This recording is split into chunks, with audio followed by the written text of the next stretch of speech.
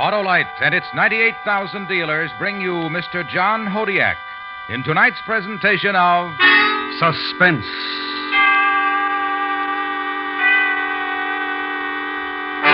Tonight, Autolite presents a story about heroism as we document the attempt of three brave men to conquer the mountain. Our star, Mr. John Hodiak.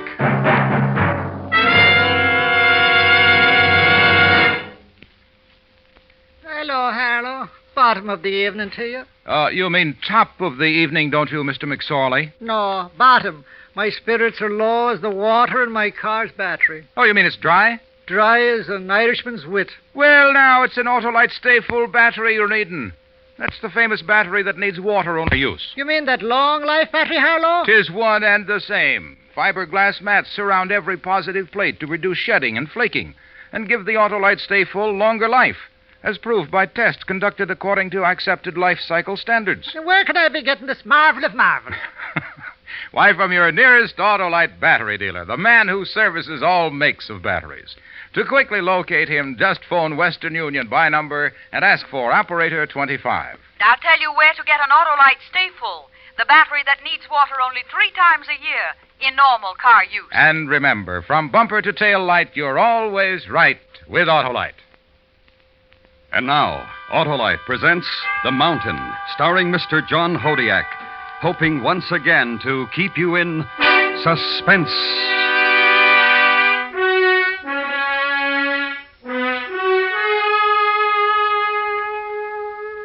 We made the fourth camp on the East Glacier, 22,000 feet above sea level.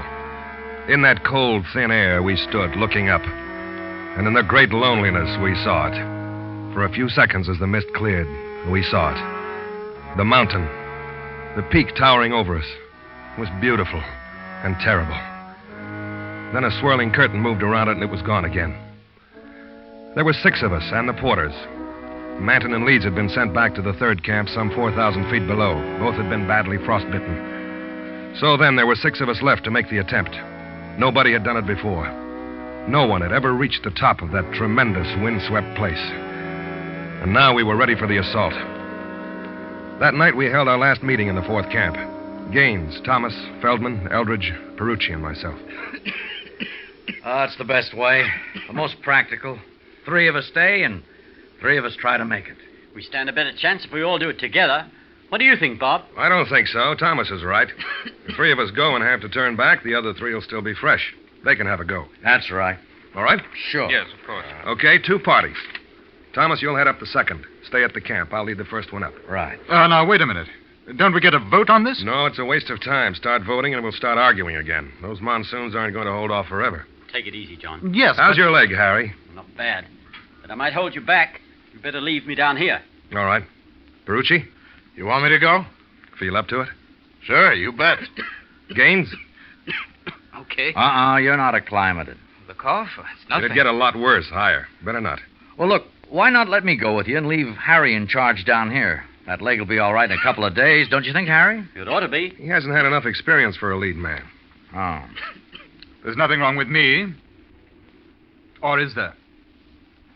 Well? Well, I don't know, John. It's going to be pretty tough. Well? Well, listen, You John. keep out of this, Thomas. What about it, Bob? I'm in good shape. I guess so. Okay, you, Perucci, and myself. That'll be it. We'll start at daybreak.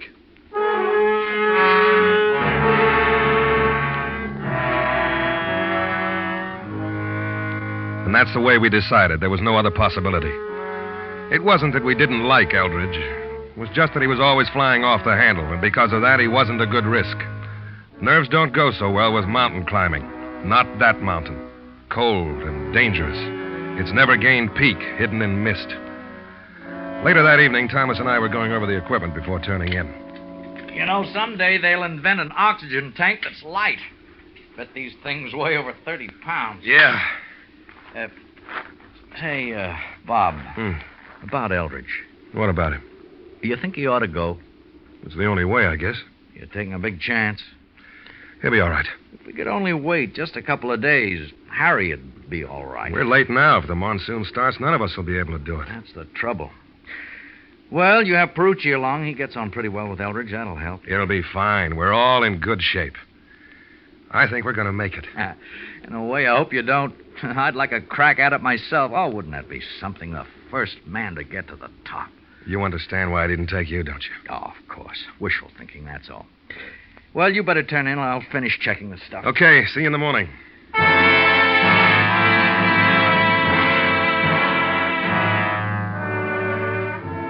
On May the 18th, we started to climb the Northwest Ridge. We were at 23,000 feet. Each of us carried a 30-pound oxygen tank besides the equipment we needed for our next camp. For 3 or 4 hours, it wasn't bad. But as we went higher, the wind started to take it out of us, and we felt the cold more. Take 10, eh? Yeah. Boy, will you look at it up there? That's it. You almost feel like you could jump and touch the top. Big jump, Perucci. What do you figure? About 3,500 feet more? Something like that. Well, if the weather holds, we might make it by tomorrow. That's what I thought. Not a cloud in the sky. Oh, will you look at that thing? Boy, what can you say when you see a mountain like that? Save your breath. We'll move in a few minutes. Then we hit patches of snow, and the pace slowed down. We'd spelled each other as leader, and it was my turn up ahead. Perucci was bringing up the rear when I heard him yell and felt that dreadful tug of the rope at the same time. Bob, Perucci's gone down. Dig in. All right. What is it? Crevasse? Yes. Use the ice axe. It won't hold. Snow's too soft here. I'm slipping, Bob. I'm slipping.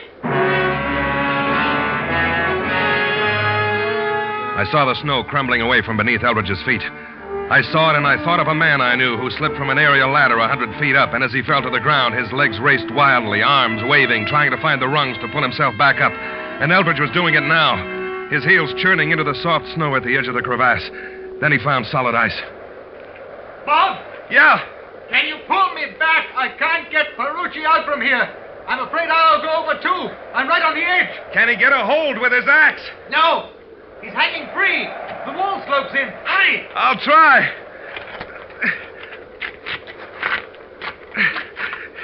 You'll have to pull, too, Bob. I can't do it alone. Too much weight. I tell you I can't. I'm afraid to move. I can feel it going under me, all around me. There's solid ice a couple of feet back. I can grab it with my axe. Don't let go. Don't let it go slack. Bob, I'll go over. I won't. Just hang on.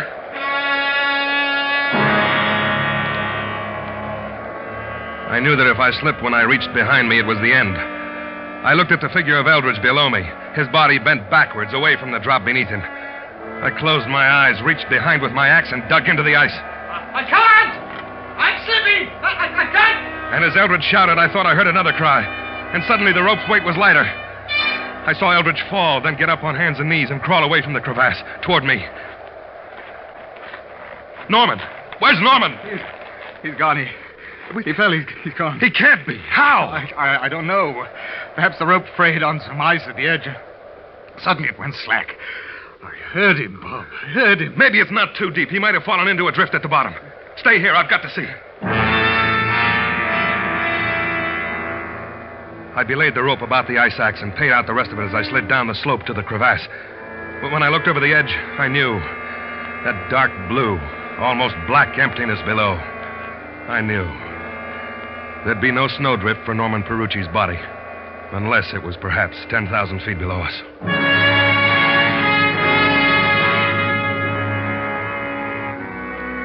We bypassed that place, found a shelter from the wind, and pitched our tent. For a long time, neither one of us spoke. I think we were too exhausted to say anything. Exhausted and shocked. There were only two of us now. I keep hearing him. I know. No, you don't. Not the way I do. He was a nice kid. Yes. Doesn't seem as cold without the wind. How high do you think we are? 24,000. I wondered. It's a little hard to breathe. Better use the oxygen. No, not yet. We won't need it. Yes, we will. We'd better save it. We're going down in the morning. No. We've got to. You and I couldn't make it up there alone. There's 2,500 feet to go, maybe more. No, we've got to go back. Let the others try. Just because he's gone, is that why? Look, I've done more climbing than you out here. What happened today is bad for the nerves. We couldn't make it. We'll go back. Try again later. But the monsoons will be here later. We've got to do it now. Thomas and the others can do it. No. We'll keep going. I've got to. I'm not going back. What's the matter with you? You're talking like a kid. Look, I was the last one on your list when you got the party together, wasn't I? Yes. Why? Why was I last? I don't know. Somebody had to be. It was you, that's all. You're a liar. You didn't want me along. None of you did. You're here, aren't you? You know I'm afraid of climbing, don't you? Isn't everybody a little? Isn't that why we do it? Isn't that part of it? I mean really scared. I'm really scared. You know that. No, I don't. Look, something happened when no one... Something happened to me today.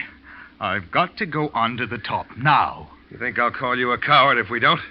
No. All right, then, forget it. We'll try again. Maybe next year. You'll be along, too. I'll do it alone, then. I'm going on alone. Now, if you want to come with me, all right. If not, it doesn't matter anyway. I'm going on. So long.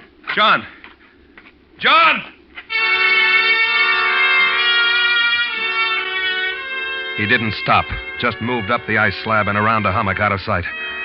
I went back inside the tent to get my pack. I couldn't let him do it alone, and I was trapped into going with him. Then I saw that the fool hadn't even taken his rope. It was neatly coiled in a corner. I grabbed it up. And as I did so, I saw the end of it. The end which had broken when Perucci hung over the crevasse. The rope which Eldridge had said was parted by the ice. But there were no frayed ends. The break was clean. It had been cut through. And the oil of Eldridge's knife blade was still on it.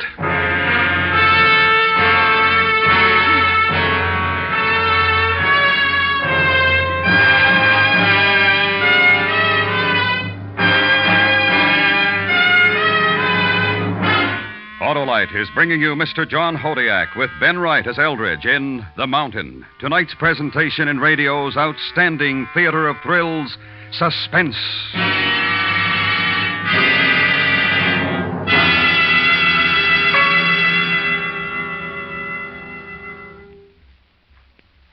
Oh, an Autolite stay full's a battery for me. It's the finest fine battery I ever did see. Ah, 'tis the truth, Mr. McSorley. And that famous Autolite Stay Full needs water only 3 times a year in normal car use. And hello, me boy, would you be repeat about the glass of fibre? A pleasure it is. Those fiberglass retaining mats surround every positive plate to reduce shedding and flaking and give the Autolite Stay Full longer life as proved by tests conducted according to accepted life cycle standards. So, friends, visit your Autolite battery dealer. He services all makes of batteries, and he's got an Autolite Stay Full for your car if a replacement is needed. To quickly locate your nearest Autolite battery dealer, call Western Union by number. And ask for operator 25. I'll tell you where to get an Autolite Stay Full, the battery that needs water only 3 times a year in normal car use. And as they say on St. Patrick's Day... From bumper to tail light, you're always right with Autolite. And now, Autolite brings back to our Hollywood soundstage Mr. John Hodiak in Elliot Lewis's production of The Mountain, a tale well calculated to keep you in suspense. In the glove compartment.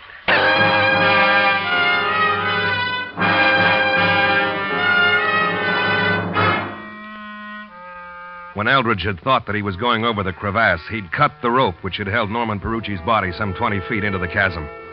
To save his own life, he'd done this. I pulled the coil through the straps of my pack and left the tent.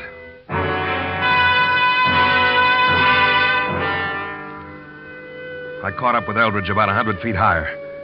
He was standing on a shallow ledge, catching his breath, and his head was tilted back, eyes fixed on that mountaintop, the brain of the monster. Nasty bit back there. I was cutting steps up the cliff. I nearly fell. You didn't, though. No, I didn't. I say, you're coming with me, eh? I want to see that you get down alive. You forgot your rope. I found it in the tent. I didn't think I'd need it. You might. Here. Thanks. We better tie on together. All right. Do you want to go first? No. It's your party now. You lead. All right.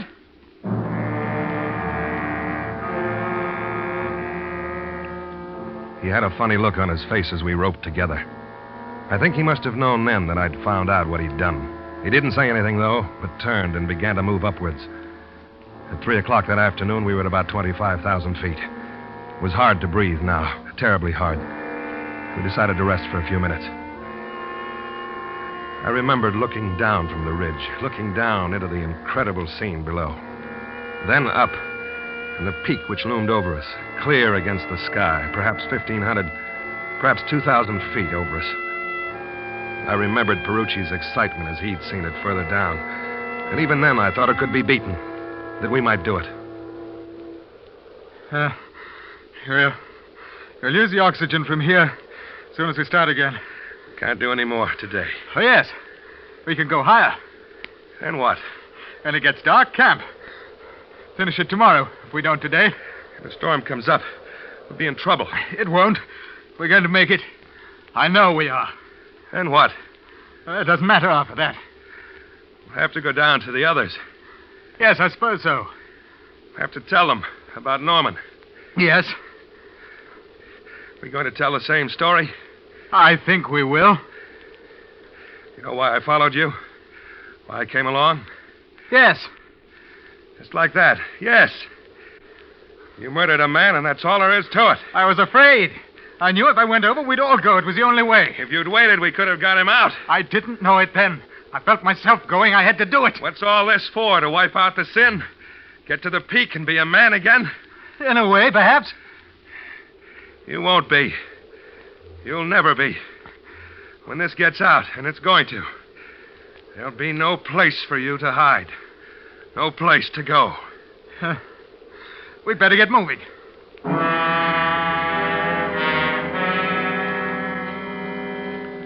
We began to use the oxygen sparingly and kept moving up, slower and slower, our hearts pounding with the effort.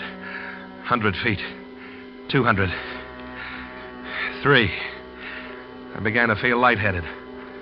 I couldn't. Not another step. I couldn't. Then it was 400 feet. Eldridge collapsed in front of me and lay in the fine snow, sobbing. We stop. Stop here. We've got to go on. No. Go on.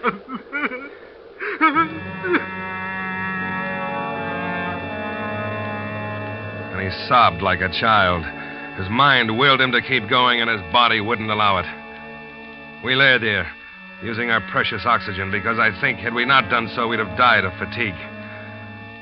The wind had died down completely, and there was a silence so complete that you could almost imagine it bore a sound in itself. Deadening, awful.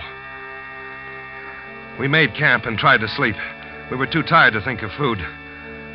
With the night came a heavy mist, and it began to grow much colder.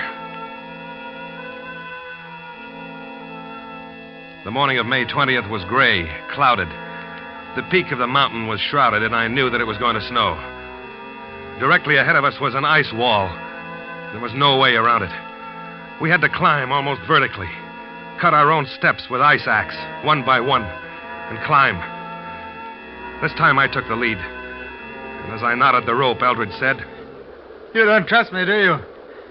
You're afraid if I'm leading and you fall, I'll cut the rope again. You might. Let's go.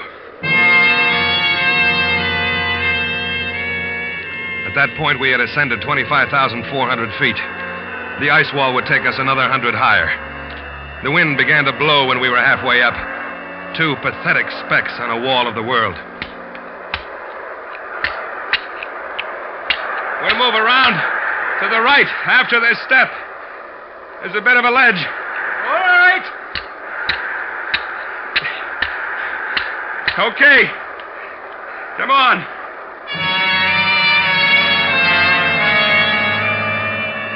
The The ledge was at most 10 inches wide, narrowing down in places to no more than a toe hold. I felt my way along until the ledge gave out. Then the hacking of steps began again. The wind tore at me, screamed, and like a great hand tried to sweep me off the wall. Once I looked down, and it was as though a white blanket were stretched out beneath. It was snow. I could see it billowing up and around, while above, the summit ignored everything beneath. The blizzard hit us as we reached the top of the ice wall. We found a little shelter in the lee of a pyramid-shaped summit and waited. And then the slope seemed to lurch, and I had a split second to see the wave of snow pouring down on me. It was over, done. The avalanche swept us down, smothering, killing. And I thought of the ice wall and the drop below. That's all I remember.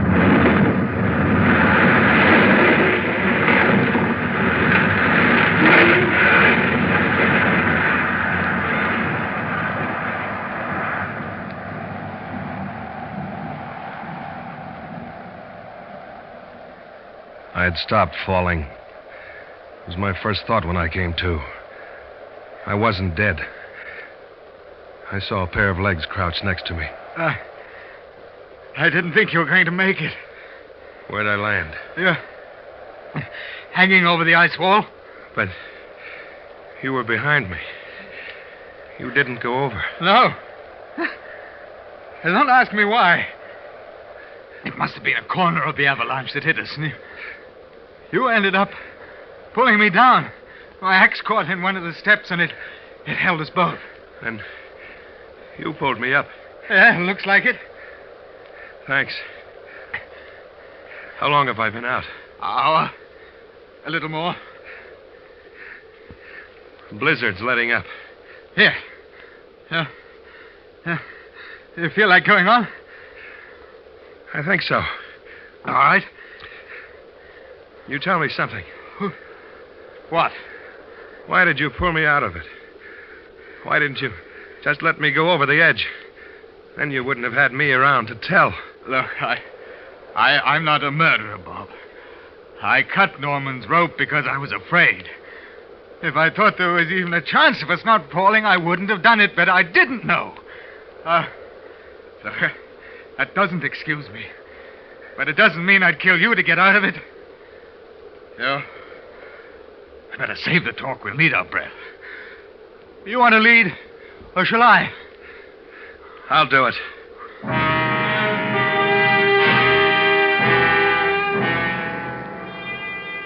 The storm had passed, and although we could see the cold sky again, the peak was still only occasionally visible through patches of mist.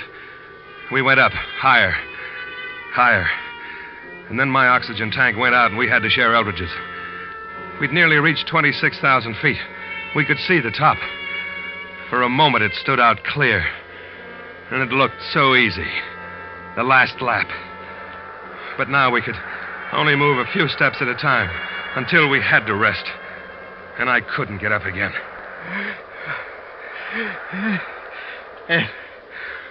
It looks pretty easy past that ridge. I have to wait. All right. Wait for me. No. Now go on. No, together. Just wait. A couple of minutes. It'll be getting dark. I'll come back for you. No. Minute. Here. You? You take the oxygen. No.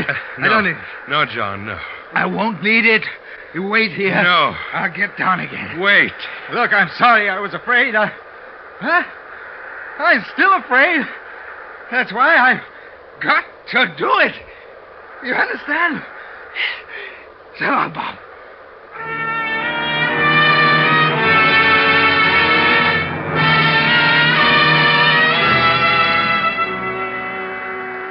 I didn't have the strength to stop him as he untied the rope which had held us together. Then he was gone. And after a while, I felt stronger. I sat up. I could see him, a dark blob against the mountain snow. Smaller. And he was climbing upwards. He'd reached the final pinnacle and became a dot that was lost in the mist. I saw Eldridge once more. He couldn't have been more than 250 feet below the peak. For perhaps 10 seconds I saw him, and then he disappeared. I waited into the night. The next morning I began to look for him, but the oxygen was gone. I knew that if I had to climb another foot, I'd die.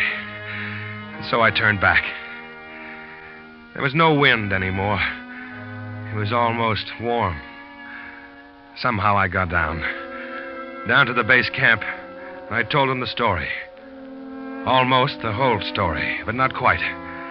I changed a rope which had been cut with a knife into a rope which had frayed and parted on the ice. I remember as we started down to the valley below, I turned and stood a minute, looking back, looking up. Then a cloud softly poured over the peak, and in a moment, the mountain was gone.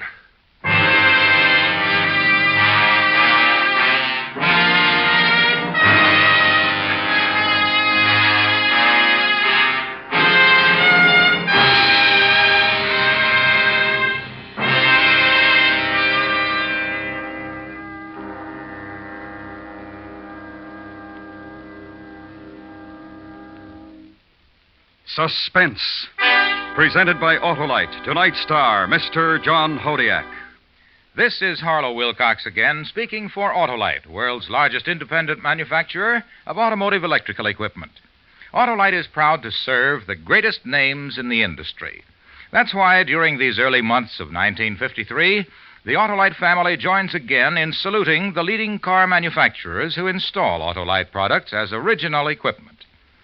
Our Autolite family is made up of the nearly 30,000 men and women in 28 great Autolite plants from coast to coast, and in still other Autolite plants in many foreign countries.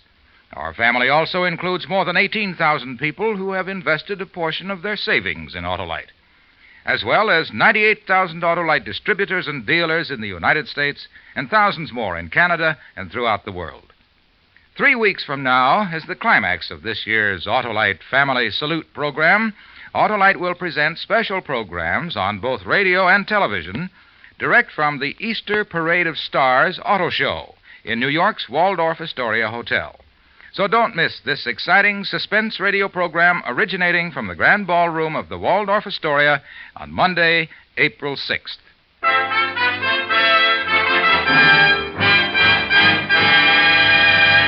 Next week, a story in the classic tradition of suspense as we present a new version of Charles Dickens' terrifying short story, The Signalman. Our star, the First Lady of Suspense, Miss Agnes Moorehead. That's next week on Suspense. The Mountain was written for Suspense by Anthony Ellis.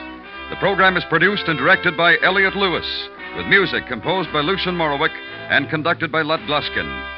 In tonight's play, Ben Wright was heard as Eldridge. Featured in the cast were Joseph Kearns, John Fraser, Paul Frees, and James McCallion. John Hodiak may soon be seen in the Columbia Pictures production Mission Over Korea. And remember, next week, Miss Agnes Moorehead in Charles Dickens' The Signalman.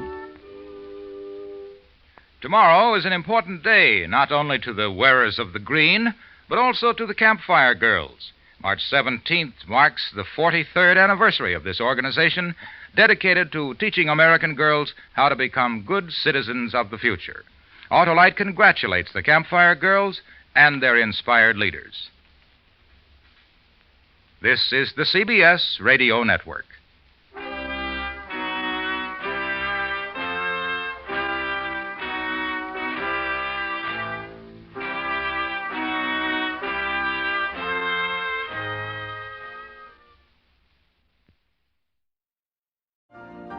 You've been listening to the OTR Gold Network.